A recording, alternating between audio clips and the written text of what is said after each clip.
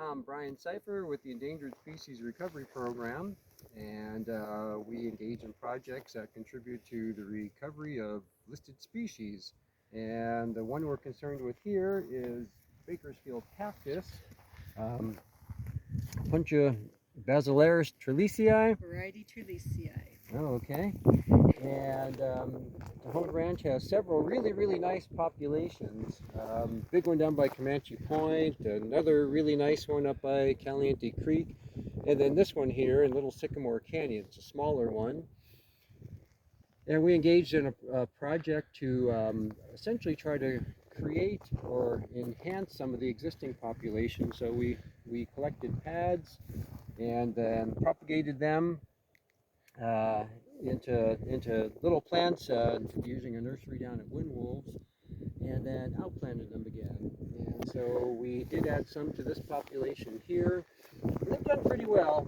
The ones we planted had about 30% survival, so they're doing pretty well. We also tried to establish a couple new populations up at Windwolves.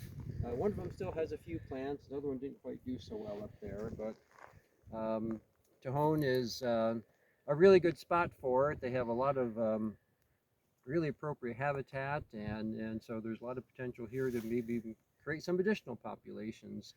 But it's definitely contributing to conservation and recovery for this species. So that's kind of the little project that we're working on, and that's why we're out here today, just to see how successful we were. So. We had something like over 50% success, right? Or over 25% at least, right? Yeah, it was probably around 30–40% or so. I don't know if we should. Do Maybe- you want to maybe- zoom in maybe on we some could- of the ones that didn't work and then some of the ones Yeah. that did? Are you still recording? It's still recording. I know. Do you edit? Well, I could. Some of those that had where the pads took root and created new clusters So we were have really some nice, but sites they're a like little this farther that away. didn't do so well. We did put in this rebar just to try to keep the cattle from kicking the plants over. The cattle won't actually eat the plants, but they will just kind of stumble through and kick them around. And when the clusters are really big, that's actually not such a bad thing. It's actually a dispersal mechanism. But when they're still getting established, I'm Ellen Cypher with the Endangered Species Recovery Program. When the plants are still getting established, it's better to protect them a little bit so that before the cattle start kicking them. Once they get their roots established, then they can start dispersing some of the extra pads. And we do have some that we see evidence of that, where some of the pads fell off and took root. So we are quite excited to see that. Had some really nice ones up the hill, right? Yeah, right. We need to go find those again. It's a nice wildflower spot as well. Got a bunch of popcorn flowers and lupins and poppies, and we're looking down at Arvin down there. That's the town of Arvin, so we're on the turkey neck of Tejon, as some people call it. So there are Bakersfield cactus bugs all over this hill. Pretty well. These all started out with less than 5 pads when we planted them, and some of the ones that we've looked at here today have over 60 pads. So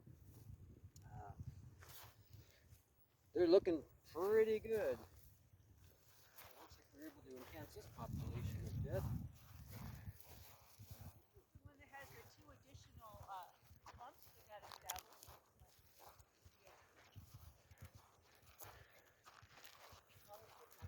Pads that are taking root. I guess this isn't one of the 2. Yeah. There's another one that has 2 additional clumps, but here some of the pads have fallen off and are taking root. Will create new clusters of plants. So very exciting. And you can see the rebar all throughout the area where the plantings were. It's nice to see. It's been 8 years now, right? 8 years? We did this in 2014, so it's now been 8 years, and yeah, they've done pretty well. Part of the strategy too has been to try to plant uphill. One of the main dispersal mechanisms for this species is that they shed pads, and as you might imagine, the pads mostly roll downhill or get pushed downhill by water. So, or downstream if they're along a stream channel. Yeah. Nice to see that after 8 years, the plantings are still here, and they've grown quite abundantly. And there's only about 30 locations left where this grows, so the more locations that we can establish, the better. The more populations you have, the more secure the species will be. So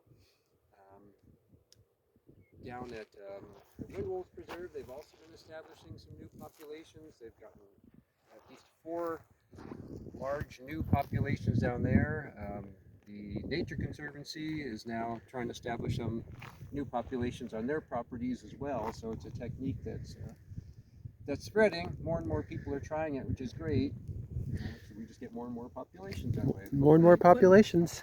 Permit is needed from the state, so don't just try this at home. And we want to do some more of these here on Tejon as well, with a permit. Yeah. Oh. Yeah, these are looking really, really nice. Well, with that, we'll sign off for this Tejon Talk. But thank you, Brian and Ellen, so much. Our pleasure. Yeah. And thank you for expanding Bakersfield Cactus throughout its range. Yay! This is a win. This is an example of a conservation win.